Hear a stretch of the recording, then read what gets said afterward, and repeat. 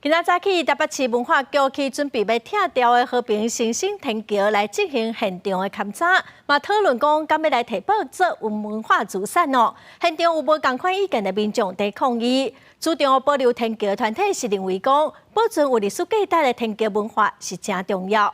有民众认为讲，真旧真后更危险的天桥应该爱拆掉。 台北市和平新生天桥拆除作业引起民众有无同的意见，双方林马提出无同诉求的布条甲字纸，讲出家己的心声。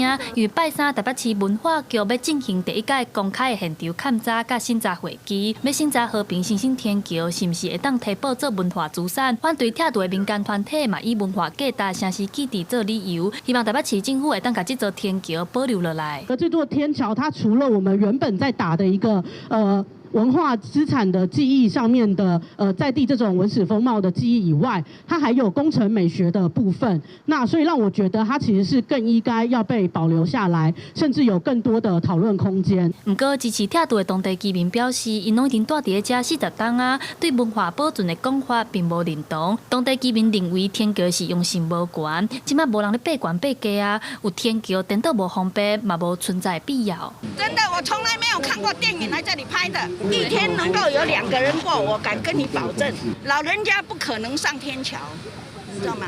我也没办法了。和平新生天桥是毋是要拆除？民众有无同的心声甲意见？台北市文化局表示，伫收到民众的文化资产申请书迄天，就随请台北市新工处停工，而且伫拜三进前就先针对文资法邀请6位委员来进行审查。台北市文化局预估1礼拜过后会有会勘结果，若达到文资价值的共识，会赶紧排入大会议程来审议。记者陈阿双、柯敏哲台北报道。